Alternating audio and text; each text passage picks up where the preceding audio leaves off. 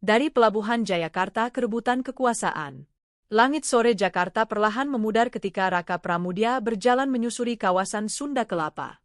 Angin laut berhembus membawa aroma asin yang seakan mengirimnya kembali ke masa ratusan tahun lalu. Tepat di dermaga tua itu, ia bertemu Bu Maya Wulandari, dosennya yang telah memintanya membuat dokumenter sejarah tentang proses panjang bagaimana Jakarta menjadi ibu kota Indonesia. Raka, ucap Bu Maya sambil menunjuk ke arah perairan yang tenang, di tempat inilah semuanya dimulai. Sebelum kamu mengenalnya sebagai Jakarta, wilayah ini disebut Jayakarta, sebuah pelabuhan kecil yang sangat strategis. Raka menyalakan kamera dokumenternya. Bu Maya mulai bercerita, dan seketika suasana seolah berubah. Di benaknya, ia membayangkan Jayakarta pada abad ke-16, sebuah kota pelabuhan milik Kesultanan Banten yang dikelilingi perahu-perahu jung, pedagang dari Asia, dan kehidupan masyarakat pesisir yang ramai. Jayakarta itu artinya kemenangan sempurna, lanjut Bu Maya. Tapi justru nama indah itu menjadi awal dari perebutan kekuasaan. Pelabuhan Jayakarta adalah gerbang masuk rempah dari pedalaman Sunda, sehingga bangsa asing mulai meliriknya. Portugis, yang telah menguasai Malaka, ingin menguasai jalur ini juga. Namun ketika mereka coba bersekutu dengan penguasa lokal dan mendirikan benteng, Kesultanan Banten menolak. Pertentangan ini membuka peluang bagi kekuatan baru yang sedang bergerak dari arah timur, VOC, kongsi dagang Belanda. Dalam imajinasi Raka, ia melihat kapal-kapal VOC merapat, pasukan bersenjata lengkap turun, dan suasana damai Jayakarta berubah tegang. Tahun 1619 menjadi titik balik besar. Di tahun itulah Jayakarta dibumihanguskan oleh VOC di bawah pimpinan Jan Pieterszoon Koen. Kota itu lenyap dalam api, dan dari puing-puingnya lahirlah Batavia, pusat kekuasaan Belanda di wilayah timur. Raka menelan ludah, membayangkan kehancuran yang terjadi di tanah yang sedang ia pijak. Jadi, ibu kota kita bermula dari tragedi? Tanyanya hati-hati. Tidak sepenuhnya tragedi, jawab Bu Maya. Tapi ini adalah bagian dari sejarah panjang. Untuk mengerti bagaimana Jakarta bisa menjadi pusat negara, kamu harus memahami bahwa kota ini selalu menjadi rebutan. Letaknya strategis. Ia adalah simpul perdagangan, laut, dan politik. Mereka kemudian berjalan ke arah Menara Syah Bandar. Bu Maya menjelaskan bagaimana setelah menjadi Batavia, kota ini berkembang dengan tata letak kota Eropa, jalan lurus, kanal, benteng, dan menarik perhatian berbagai bangsa. Namun masa-masa itu penuh konflik, perang, perebutan pengaruh, perlawanan lokal. Raka, ingatlah, kata Bu Maya sambil menatapnya serius, sebuah ibu kota tidak pernah lahir dari ruang kosong. Ia selalu merupakan hasil dari adu kepentingan. Raka mengangguk dan dalam hatinya mulai memahami bahwa kisah Jakarta bukan sekadar perubahan nama, tapi tentang kota yang berkali-kali menjadi pusat tarik-menarik kekuasaan. Ia menutup pengambilan gambar hari itu dengan perasaan yang berbeda, seolah Jayakarta, Batavia, dan Jakarta adalah tiga roh yang tetap hidup di kota ini, saling berlapis membentuk identitas yang ia lihat hari ini. Narasi tersebut menjadi awal perjalanan panjang Raka dalam menelusuri sejarah ibu kota. Dan ia tahu, apa yang baru ia dengar hanyalah gerbang pertama. Batavia dan masa kolonial, benih ibu kota modern. Keesokan harinya, Raka Pramudia melanjutkan perjalanannya menyusuri sejarah Jakarta. Kali ini ia dan Bu Maya bertemu di kawasan kota tua, tepat di depan Museum Fathahillah, dulu bernama Stadhuis Batavia, pusat pemerintahan VOC. Bangunan besar berwarna putih itu berdiri megah, namun memiliki sejarah kelam yang tak mampu ditutupi oleh cat dan renovasi. Raka, kata Bu Maya sambil berjalan perlahan di atas batu-batu besar yang sudah ratusan tahun menginjak jejak manusia, inilah jantung Batavia. Kota yang dibangun VOC setelah menghancurkan Jayakarta. Raka menyalakan kamera. Suasana kota tua cukup ramai, namun dalam pikirannya ia mencoba menghapus keramaian modern itu dan menggantinya dengan pemandangan abad ke-17. Ia membayangkan para serdadu Belanda berjaga, para budak membawa barang, dan para pedagang dari Arab, India, hingga Tiongkok yang berseliweran. VOC menjadikan Batavia sebagai pusat dagang terbesar di Asia Tenggara, lanjut Bu Maya. Mereka membangun benteng, kanal, rumah besar, dan kantor perdagangan. Segalanya terpusat di sini. Raka memotret kanal Kalan Tua yang kini tak seramai dulu. Bu Maya menjelaskan bahwa kanal itu awalnya dibuat agar Batavia mirip Amsterdam, lengkap dengan jembatan-jembatan kecil dan rumah-rumah berarsitektur Eropa. Namun tropisnya iklim Nusantara membuat kanal cepat kotor dan memicu wabah penyakit. Hal itu menyebabkan sebagian besar pejabat VOC memindahkan tempat tinggal ke selatan, ke kawasan yang kini dikenal sebagai Weltevreden, yang sekarang menjadi sekitaran Gambir dan Monas. Ini penting, Raka, kata Bu Maya sambil menunjuk peta tua Batavia. Pemindahan pusat administrasi ke selatan membentuk cikal bakal kota baru. Daerah sekitar lapangan Ikada, sekarang Monas, mulai dipersiapkan sebagai pusat pemerintahan kolonial modern. Raka mulai memahami bahwa Batavia bukan hanya kota dagang. Ia adalah sebuah alur linear yang perlahan bergerak menuju bentuk ibu kota. Pusat pemerintahan, ekonomi, dan transportasi mulai ditata oleh Belanda. Pelabuhan Sunda Kelapa digantikan oleh pelabuhan baru, Tanjung Priok, pada akhir abad ke-19. Jalur kereta api dibuka. Gedung-gedung administrasi dibangun. Batavia tumbuh menjadi kota modern lebih cepat dari kota-kota lain di Nusantara, lanjut Bu Maya. Itulah sebabnya ketika Belanda memindahkan pusat pemerintahannya dari Ambon ke Batavia pada tahun 1619, status kota ini mulai berubah. Ia bukan sekadar pelabuhan. Ia menjadi simbol kuasa. Raka mengangguk sambil merekam setiap sudut bangunan. Untuk dokumenternya, ia ingin menunjukkan bahwa sejarah Jakarta bukan hanya tentang kolonialisme, tetapi juga tentang urbanisasi, pergerakan manusia, dan perubahan sosial. Bu Maya kemudian berjalan ke arah lapangan luas depan museum. Bayangkan, Raka. Di sini dulu ada pasar, tempat eksekusi, kantor VOC, gereja, dan penjara. Batavia dibangun dengan pengorganisasian yang ketat, seperti kota Eropa, tapi berdiri di tanah yang jauh berbeda. Di titik itu, angin sore bertiup membawa aroma khas bangunan tua. Raka merasakan seolah dinding-dinding museum berbicara, menceritakan ribuan kisah masa kolonial. Ia merekam semuanya dengan penuh perasaan, ingin menangkap esensi perubahan yang membawa Batavia menuju status sebagai pusat pemerintahan. Kota ini, kata Bu Maya lirih, adalah laboratorium masa depan Indonesia, baik dan buruk. Dari kejamnya VOC, dari bangkitnya administrasi Hindia Belanda, dari perpindahan kantor-kantor pemerintahan kolonial, semua itu perlahan mengarahkan Batavia menjadi pusat kendali seluruh wilayah Nusantara. Raka menatap langit Jakarta yang mulai jingga. Ia menyadari satu hal penting, Jakarta bukan tiba-tiba menjadi ibu kota pada 1945. Kota itu telah melalui proses panjang berabad-abad sebagai pusat administrasi kolonial. Ia menyimpan kameranya, lalu berkata, Bu, saya mulai mengerti. Untuk memahami Jakarta sebagai ibu kota RI, saya harus mengerti Batavia sebagai ibu kota Hindia Belanda. Bu Maya tersenyum. Betul, Raka. Dan perjalanan kita masih panjang. Selanjutnya, kita akan masuk ke masa paling genting, masa revolusi, ketika Jakarta berubah dari kota kolonial menjadi pusat kemerdekaan. Raka mengangguk penuh antusias. Ia tahu, narasi berikutnya akan membawa dirinya ke detik-detik paling bersejarah dalam perjalanan bangsa. Perjuangan kemerdekaan dan lahirnya Jakarta sebagai pusat pemerintahan RI. Pagi itu, Raka Pramudia berdiri di bawah bayangan Monumen Nasional, sebuah tugu menjulang yang menjadi lambang perjuangan bangsa. Bu Maya, yang selalu menjadi pemandu sejarahnya, telah menunggunya di sisi kolam. Udara pagi terasa segar, meski hiruk-pikuk Jakarta sudah mulai terasa. Raka, ujar Bu Maya membuka percakapan, di sekitar tempat kita berdiri inilah sejarah paling tegang terjadi. Jakarta bukan hanya pusat kolonial, tapi juga tempat lahirnya Republik Indonesia. Raka menyalakan kamera dokumenternya. Ketika lensa kamera mengarah pada Monas, ia membayangkan lapangan luas yang dulu bernama Lapangan Ikada, tempat ribuan rakyat berkumpul menunjukkan dukungan kepada Soekarno dan Hatta pada masa revolusi. Perjuangan kemerdekaan itu memiliki dua dimensi, jelas Bu Maya. Dimensi fisik, perlawanan, senjata, pendudukan. Dan dimensi simbolik, di mana Jakarta menjadi panggung utama. Mereka berjalan menuju area di mana Istana Negara berdiri. Sambil merekam, Raka mendengarkan dengan penuh perhatian ketika Bu Maya bercerita tentang masa pendudukan Jepang pada 1942.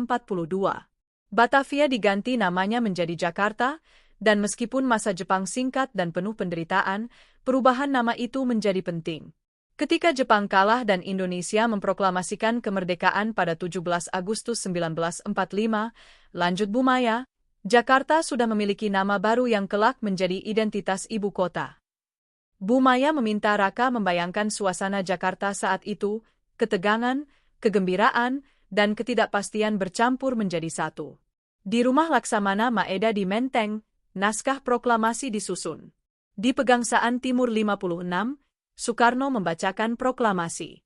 Semua itu terjadi di satu kota yang baru mulai menata jati dirinya, Jakarta. Raka, kata Bu Maya, Jakarta menjadi pusat kemerdekaan bukan hanya karena lokasi proklamasi, tapi karena kota ini sudah menjadi pusat administrasi, komunikasi, dan logistik sejak zaman kolonial. Semua yang dibutuhkan untuk menjalankan negara baru berada di sini. Namun perjalanan Jakarta menjadi ibu kota tidak semudah itu. Setelah kemerdekaan, Belanda kembali datang membawa Nica. Pertempuran terjadi di berbagai titik di Jakarta. Gedung-gedung pemerintahan dikepung, sejumlah pemuda ditangkap. Raka membayangkan suasana saat itu, jalan-jalan yang kini penuh kendaraan dan gedung tinggi, dulu berubah menjadi medan perang kecil antara pemuda Indonesia dan pasukan sekutu. Ketika pusat pemerintahan RI dipindah sementara ke Yogyakarta, ujar Bu Maya, Jakarta tetap menjadi pusat simbolik. Kota ini tak pernah kehilangan perannya sebagai titik kekuasaan. Dan ketika Belanda mengakui kedaulatan Indonesia pada 1949, Jakarta kembali menjadi ibu kota negara yang merdeka.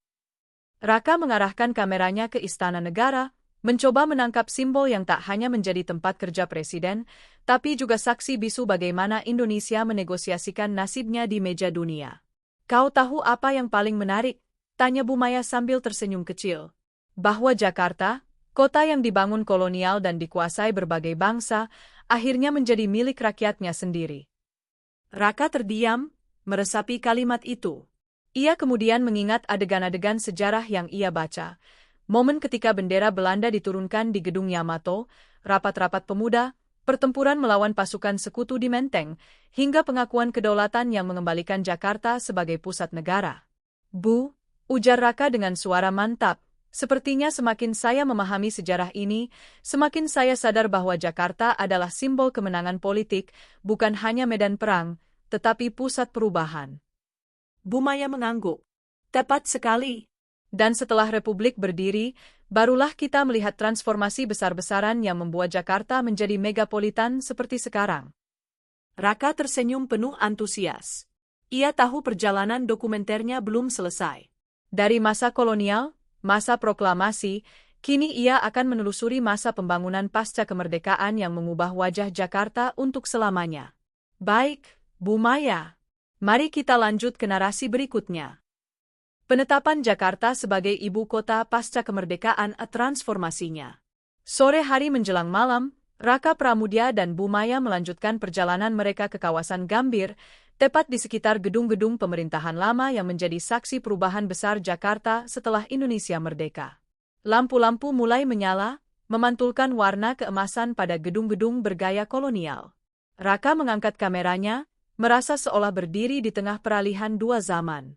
Raka, kata Bu Maya sambil menghentikan langkah di depan gedung Kementerian Keuangan yang megah, setelah Belanda mengakui kedaulatan pada tahun 1949, Jakarta resmi menjadi ibu kota Republik. Tapi status ibu kota bukan hanya nama. Negara perlu membangun identitas barunya. Dan semuanya dimulai dari sini, tanya Raka sambil mengarahkan kamera ke bangunan tua itu. Betul?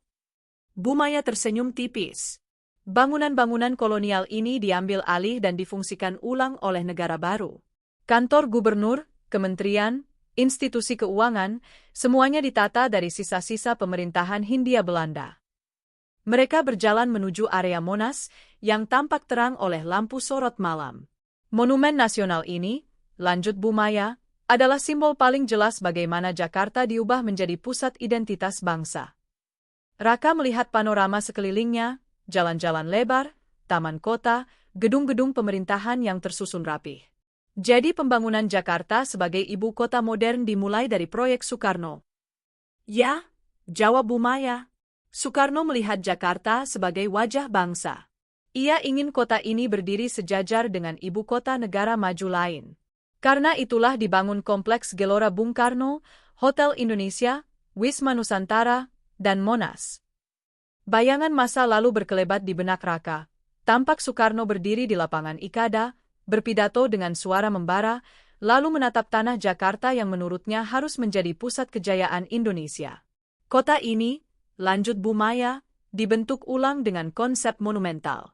Soekarno ingin membangun bukan hanya fasilitas fisik, tapi juga kebanggaan nasional. Mereka bergerak ke arah Jalan Tamrin, di mana gedung-gedung tinggi berdiri. Bu Maya menjelaskan bahwa kawasan ini dulunya adalah lahan kosong dan rawa, namun Soekarno menjadikannya boulevard modern dengan hotel internasional pertama di Indonesia, Hotel Indonesia, sebagai simbol keterbukaan bangsa terhadap dunia. Raka memandang jalan raya yang kini dipadati kendaraan. Semua tampak bergerak cepat, berbeda dengan jejak sejarah yang pelan namun penuh makna. Ia merekam setiap sudut, lalu bertanya, "Bu, bagaimana peran Jakarta setelah Soekarno?" Bu Maya tersenyum. Itu fase penting lainnya. Ketika masa Orde Baru dimulai, pusat administrasi Republik semakin menguat di Jakarta. Presiden Soeharto membangun berbagai institusi pemerintahan baru. Kawasan Menteng dijadikan pusat kedutaan asing. Kompleks DPR, MPR dikembangkan. Jalan-jalan besar diperluas. Jakarta berubah menjadi pusat politik, ekonomi, dan diplomasi. Raka mencatat cepat. Baginya, ini adalah tahap yang mempertegas Jakarta sebagai nadi bangsa. Dan semakin banyak orang datang ke kota ini, tambah Bu Maya. Urbanisasi besar-besaran terjadi. Penduduk dari berbagai daerah mencari pekerjaan, sekolah, dan harapan baru. Jakarta tumbuh menjadi megapolitan yang tidak pernah tidur. Raka memandangi lampu-lampu kota yang berkedip. Di balik gemerlap itu, ia melihat sejarah yang bergerak. Jalan-jalan yang kini riuh dulunya adalah medan perjuangan. Gedung-gedung menjulang dulunya adalah rawa, lapangan kosong, atau bangunan kolonial yang sunyi. Jakarta dipilih sebagai ibu kota bukan hanya karena sejarahnya, kata Bu Maya dengan suara lembut, tetapi karena infrastrukturnya, posisi strategisnya, dan perannya sebagai pusat pergerakan nasional. Semua itu membuat kota ini tidak tergantikan. Raka terdiam sejenak. Pandangannya tertuju pada Monas yang berdiri megah, seolah menyimpan ribuan cerita. Ia merasakan bahwa menjadi ibu kota bukan sekadar penetapan administratif. Itu adalah perjalanan panjang, dari Jayakarta, Batavia, hingga Jakarta yang kini menjadi jantung Indonesia. Dengan nada penuh antusias, Raka berkata, "Bu, semakin saya mendengar cerita ini, semakin saya sadar bahwa Jakarta adalah kota yang tidak pernah diam. Selalu berubah, selalu menjadi pusat sesuatu." Bu Maya mengangguk. Benar, dan perjalanan itu belum selesai. Jakarta terus berkembang, menghadapi tantangan baru dan perubahan identitas di era modern. Raka menutup kameranya. Ia tahu narasi selanjutnya akan membawa ia dan Bu Maya pada bab terakhir, Jakarta masa kini, simbol negara modern yang terus bergerak. "Baik, Bu Maya," katanya sambil tersenyum, "mari kita lanjutkan ke narasi terakhir. Jakarta masa kini, simbol identitas nasional dan jantung Indonesia." Malam baru turun ketika Raka Pramudia dan Bu Maya tiba di Bundaran HI, pusat hiruk-pikuk Jakarta modern. Suasana tampak berbeda dari tempat-tempat sejarah sebelumnya. Lampu-lampu gedung pencakar langit memantul di permukaan kolam, kendaraan melintas tanpa henti, dan suasana hidup khas kota metropolitan terasa di setiap sudut. Raka menyalakan kameranya, menyadari bahwa inilah wajah Jakarta yang paling dikenal dunia hari ini. "Bu," kata Raka sambil memandang patung selamat datang yang berdiri tegak, rasanya sulit membayangkan bahwa kota sesibuk ini pernah menjadi pelabuhan kecil bernama Jayakarta. Bu Maya tersenyum pelan. "Itulah kekuatan waktu, Raka. Jakarta adalah kota yang terus berevolusi. Ia berubah mengikuti zaman, tapi jejak masa lalunya tetap melekat." Di tengah suasana itu, Bu Maya mulai menjelaskan bagaimana Jakarta modern terbentuk. Setelah era Orde Baru, Jakarta memasuki fase perkembangan baru dengan munculnya gedung-gedung tinggi di sepanjang Sudirman Tamrin, pusat bisnis bergeser dan meluas, dan masyarakat urban yang semakin beragam. Raka mengarahkan kamera ke arah gedung pencakar langit yang bersinar, mencoba menangkap denyut modernitas yang mengalir begitu kuat. Jakarta hari ini, lanjut Bu Maya, adalah pusat pemerintahan, ekonomi, budaya, sekaligus simbol identitas nasional. Di kota inilah keputusan-keputusan besar negara dibuat. Di sini pula jutaan orang bekerja, belajar, dan membentuk masa depan. Mereka berjalan menyusuri trotoar baru yang rapi.